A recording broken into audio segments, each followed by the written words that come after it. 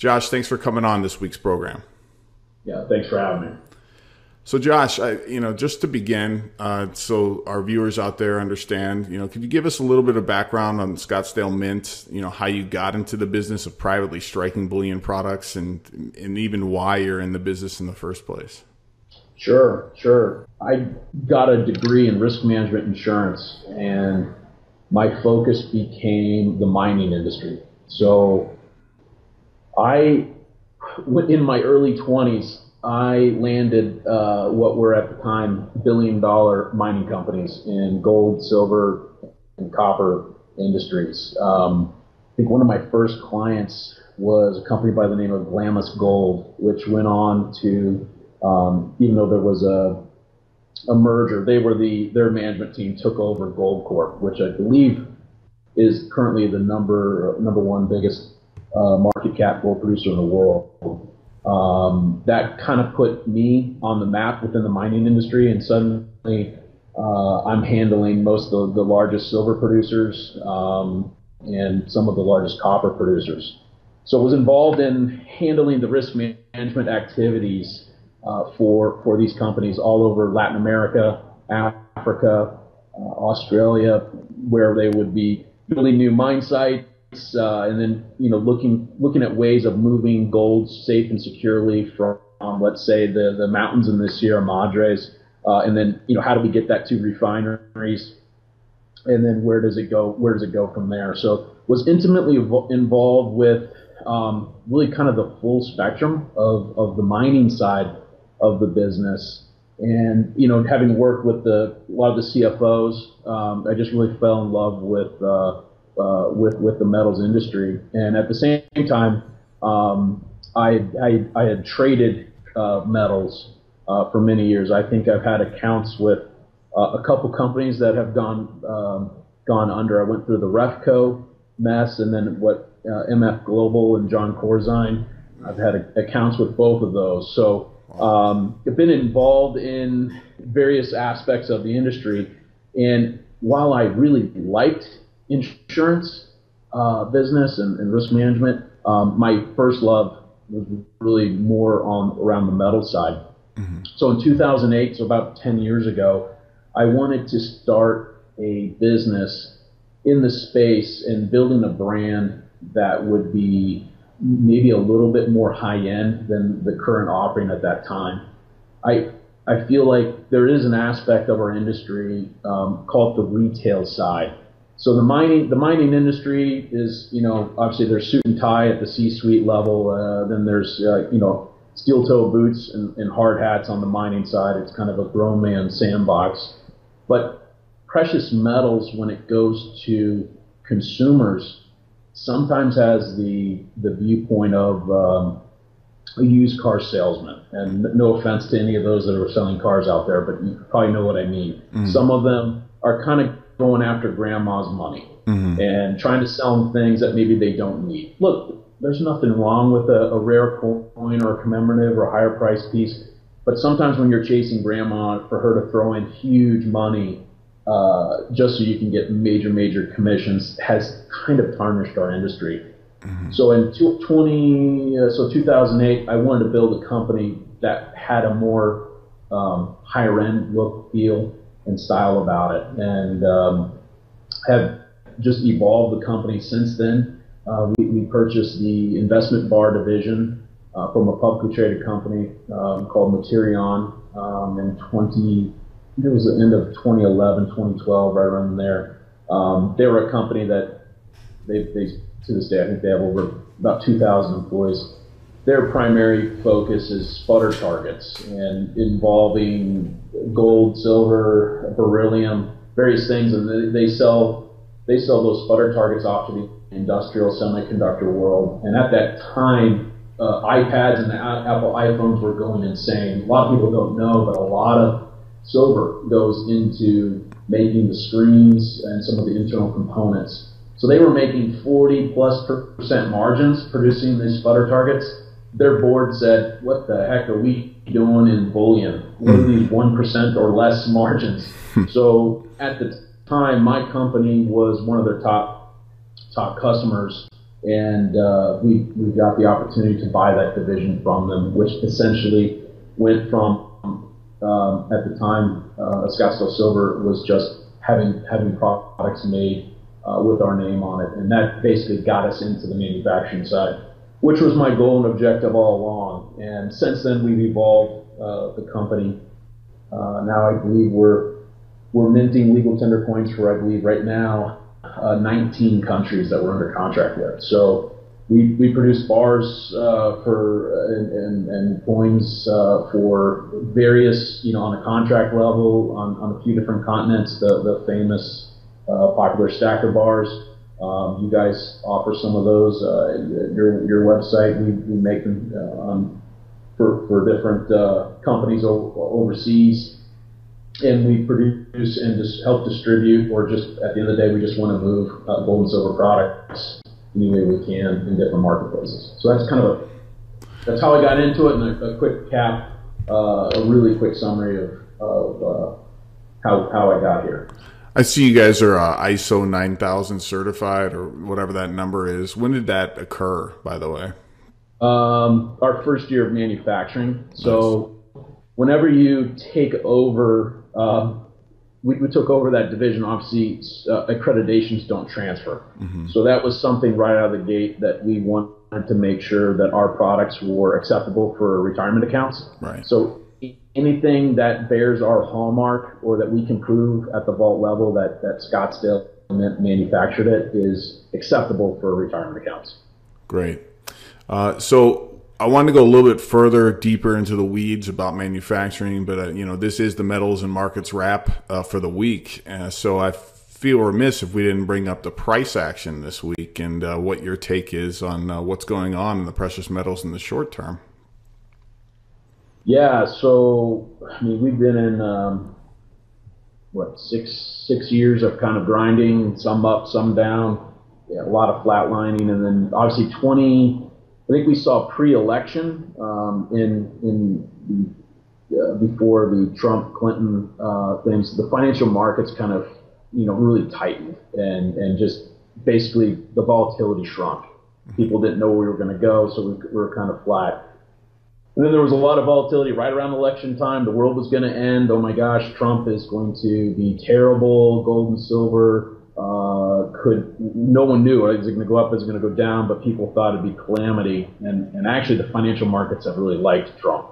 So the stock market, the general equities, even the U.S. dollar has strengthened. The equities market has just boomed. I don't know, what is it, up 30, 40% since he's been in office. So I think a lot of the demand of precious metals is for people that have fear of the U.S. dollar collapsing, fear of economic issues and crisis, inflation. There's a number of reasons why people buy, but I think we've kind of been in a standstill trying to figure out, what's going to happen in the U.S., what's going to happen in the global economy, and right now, depending on who you listen to, things could go really bad. Things could also continue to be really good. So I think that kind of uncertainty has impacted the prices. Obviously, gold and silver have gone up a little bit in the last year or two, but mainly kind of sideways, just kind of choppy. And I think also the lack of, a lot of banks have left the commodities industry. So you have a lot less traders kind of in the mix. And banks don't really make a lot of money if the markets don't move. So they love the kind of the push, the pull up and down. They make money off the volatility. And a lot of those banks are now gone. And a lot of those traders have stepped out of this market, and they're in other markets right now. So I think we don't see a lot of the major swings. However, we saw some just last night and this morning, and both gold and silver were taken down pretty heavily. I don't pretend, I'm not a trader. I'm not a professional trader. I don't make predictions, those kinds of things. But having watched the markets, it is interesting to watch. It obviously impacts production and supply. And I think last night we saw, I don't know what time it was exactly. It felt like maybe after 5 o'clock Pacific time, there was a print hit. It was about $1.50 to $2 under the market at that time. And I literally, someone was sitting in my office. I said, "That's funny. I haven't seen one of these in a while. They almost look like a looks like an error on the chart where a couple trades happen well below the market. Sometimes it happens well above the market."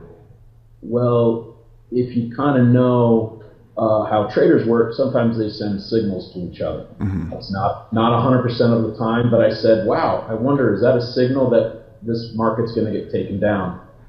And this morning, obviously, we got, in the middle of the night, we did get hit, and boy, has it sure come down. I mean, so it was off, what, 60 cents here on the day so far. Yeah, it looks like it was a big takedown. It looks like notional trading volumes may be near record highs for the day. It's pretty intense.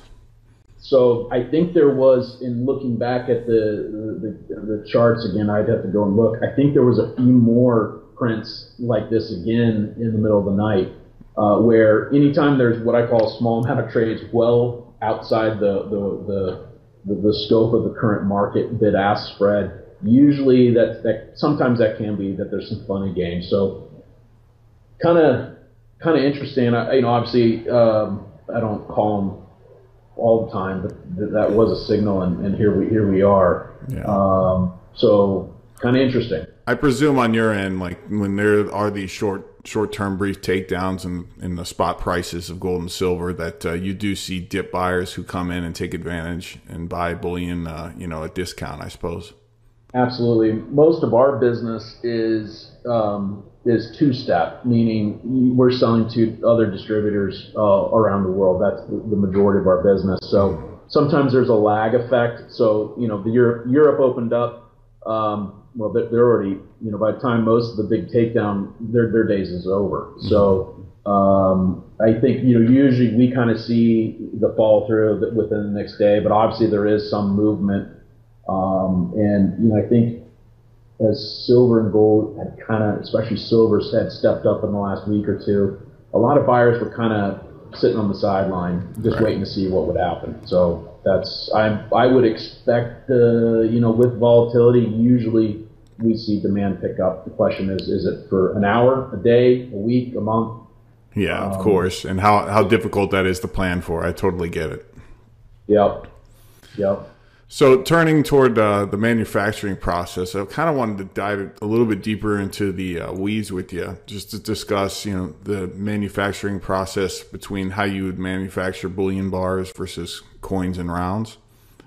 So if you wouldn't mind kind of giving us a little bit of an inside view of how that operates. Sure. Essentially, think, precious metals, they're used in jewelry, they're used in electronics. So, most companies like ourselves, you're doing various melting processes. There's various ways to do that. We do most things in-house. Sometimes we partner with others on certain things. But basically you start with a lot of metal, and then you are trying to produce, larger chunks of a manufacturing run that could then turn into the same product. So we don't make every single product every single day. That's a very inefficient way of working. So we do our best to try to predict, hey, what do I need? What do I need for current customers? Kind of projecting different things over the next 2 to 4 to 6 weeks is a very difficult thing to do in our business. It's amazing. This industry, our customers demand really expensive things made really, really quickly and made really, really nicely with no margins. I think it's one of the only industries like this. Sometimes I wish I was making copper pipes or something to sell at Home Depot, where things sell at ridiculous margins above the price of copper. So. Right. It gets a little tricky, but we always try to do your best to plan. So you've got, let's say, silver or gold products in various stages of the process. That way you can hopefully your lead times in. Where it gets really tricky is when we get a shock. So I don't think we've seen one. It's been 2.5 years Yeah. since we've seen a shock. But literally, you go from in maybe 1 day or 2 days, you can sell out the next month of Right. production 1 day. So that all your planning goes out the door. And being that it's so expensive, our equipment is expensive, the material's expensive, and there's really nothing you can do unless you're a government who has unlimited access to money. We can get into that with the U.S. Mint, where people their stockpiles of coins, for example, just go through the roof, so this is a tricky industry to work with. Yeah, I definitely agree. Just specifically on the bullion bars, do you guys do pours or presses? Like what are the different types of bars that you guys create? We do a little bit of everything. I think every mint is, they kind of have their go-to product. Our go-to product is the machine bars, the stacker bars that have the interlocking design with the cavity. There's no right or wrong way in the bar business. Usually people just like the cheapest product, but for those that have ever held a stacker bar in their hands, it's something you just can't own one of, and it's a very popular bar. I can't attest to every single customer out there, but I know in our business we also make board bars and cast bars and different style. The stacker bar is our #1 selling product, and it traditionally sells for a tiny bit more than a regular cast bar. So we really do a number of styles in-house, but our #1 bar is that product. So it's a little more expensive to produce it that way, but for some reason it does really well for us. We're not the biggest mint in the world, but I think we do a good job at kind of in our niche. Yeah. The Tombstone silver bar, the silver nugget bar, I had never seen one in person until we recently shot a little video with it in person. And, I got to tell you, the pictures, they don't do it justice. In person, it's a pretty cool bar. It's got a lot of character. So how do you guys produce that? Is that a pour or is that machined? I can't share how we do that. No problem. But think of it like we put silver into a bag, we shake it, and out it comes. So, okay, but that's good enough. That's an interesting product. The Tombstone silver nugget. So we produce them in a 5 ounce, a 10 ounce, and a 1 kilo. Mm-hmm. It's the type of product that it's a showpiece. If someone comes over your house, it's a product someone wants to hold it and produce it. Obviously, Tombstone, Arizona, most people have probably seen the movie Tombstone. That city was founded off of silver mining, and that's just a few hours away from our offices. And that was an interesting way to kind of produce something that looks old world and rugged. And what's amazing is you get a product like that. We've had, James, months where we've produced over 100,000 ounces of that type of product alone. Now, that was in a busier market time. But it seems like that is the product that a lot of coin dealers and shops all around the world, it just kind of sells as it's just a nice kind of stacking, kind of just build your bullion box at home type product. I've actually sold it to, I know a few billionaires, not that I'm not going to throw names, but what do you buy a billionaire? Mm-hmm. Their families come to us and they buy this product. They'll buy the whole cake. They'll buy the wooden box and it'll be stuffed full. But what do you get a billionaire? That's the type of product they like to buy. So yeah, it's definitely unique. I definitely am impressed by that. In person, it's a lot better than the pictures show. Well, thanks. We try to produce products that you pictures, hopefully they look really great, but hopefully the products when people get them are even better. Yeah.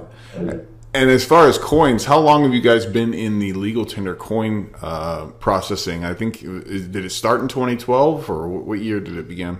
I think our first product that we did would have been, was a 2014 issue. And that's kind of been evolving probably over the last 3 years. It's grown the most, and then probably just in the last maybe 18 months. Mm-hmm. So you'll probably see a few more new issues, new countries that we would bring into the market. We've had some success with our products. I think, you know, I don't try to run the company or to look, hey, let's go be like the U.S. Mint or Canadians or the Swiss or the Aussies. We just want to be unique to ourselves. So as we kind of take a different identity, and I'd say not everything's a home run, but I think we get on base more than we strike out. There's no doubt about that. So it's been an interesting business to work in. It's not without, you know, doing government issues is not without business risk either. It can be more difficult. You know, at the end of the day, we are in business to try to make money. I'm not a nonprofit, so you know, we look at any work that we do as at the end of the day, you know, can you make a little profit and on. So that's the goal of our business and your business, and hopefully if you produce products that people enjoy and like, you know, they keep coming back. Yeah, correct. And again, the coins, that was another, seeing them in person, they are very, very high quality. I mean, they are, I think, on the line of like Perth Mint quality as far as the way that they look. So kudos to you. Well, thank you. I'll give credit to my people. We've got a great team, and the amazing thing is we don't have a single person in our company that came from the coin business. Wow. on our production staff. So now a lot of them were from the precious metals industry, but they may have been involved in various aspects of it, and so I think we take a fresh look. So instead of using the same concepts and methods, we try to do things a little different. So sometimes that works in our benefit. Sometimes it doesn't. I don't know if there's a right or wrong, but it definitely gives us a different identity. Now, we've covered some of the headaches in the minting business. I mean, you know, I know, for instance, when you mint products, you know, your dies can only last so long. What do you find as being the typical duration for coin dies or round dies that you guys use? Good question. So it depends on how you produce a die and what the intent is for. So, you know, traditional, let's say buffalo rounds, you know, a typical die could last 50 to 100,000 strikes. Maybe it goes for more, but you're having to polish and maintain it as you go. So the question is, do you get 1,000 coins? Do you get 5,000 coins or more out of a polish? So think of it like if you turn a machine on, you know, how many coins do you spit out before you have to turn that machine off and do a change out? But we also produce coins. I'm trying to think, like our Cayman Islands Marlin coin.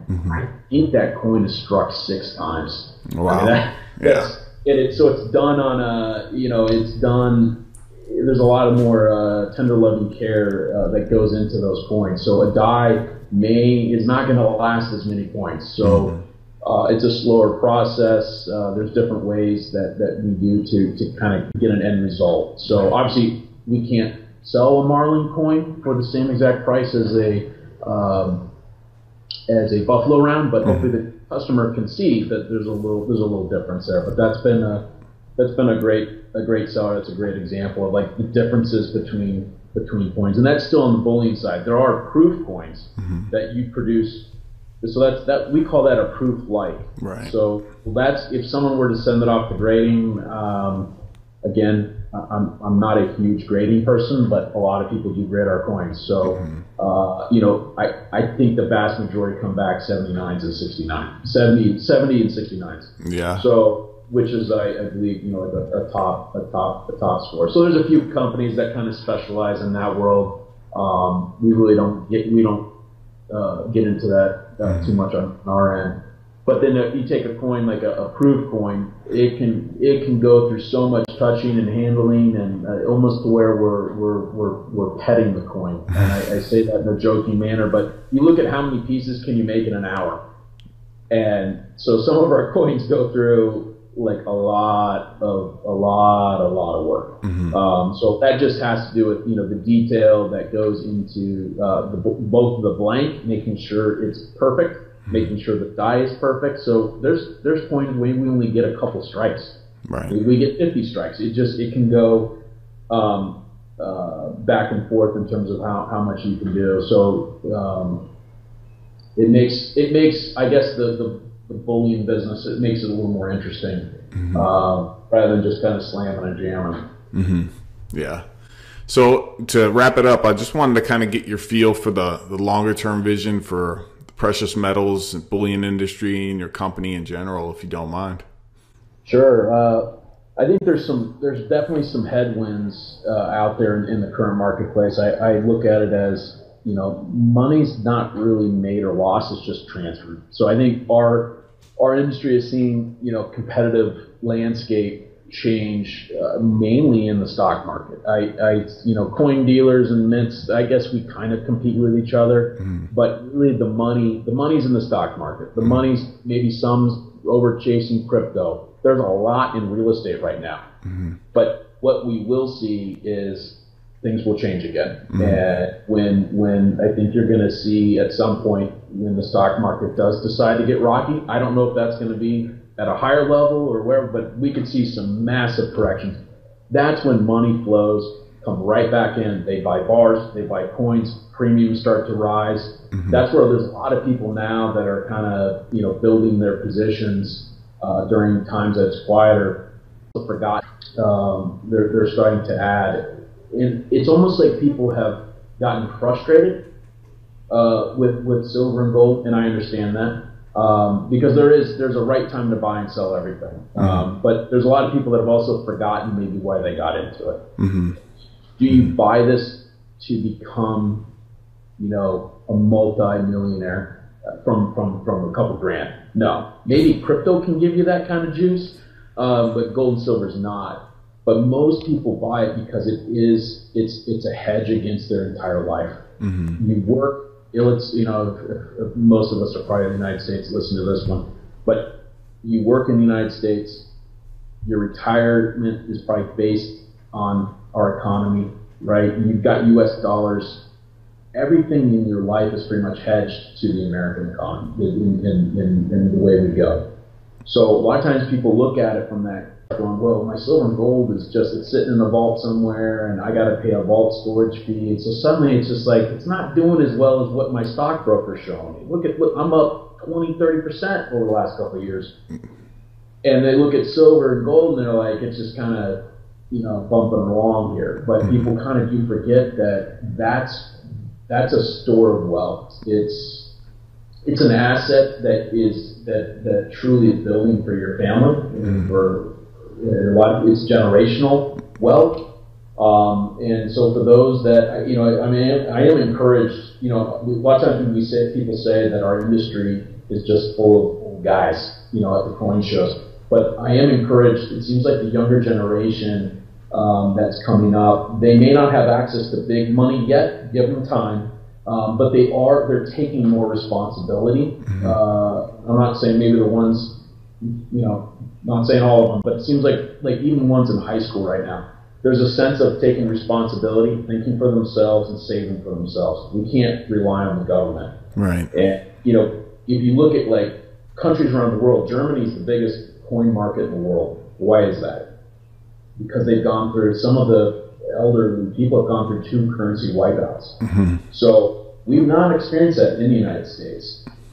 And again, I can't predict it. I'm not expecting it to happen tomorrow, but these types of products are something that's off the grid. It's not in a bank account. It's not just digital assets that can be easily hacked, taken from you, whatever. So people are, I think the younger generation, even though maybe they don't have the big money yet, I do see some encouragement there. So that's kind of where I see the marketplace going. I think there's some headwinds in the short term, just based on the stock market activity. But there's some exciting things that our company is going to be announcing that could be market changing in terms of the amount of the amount of silver that can end up being taken off the market and into some new facets that don't exist right now. So I think there's some exciting reasons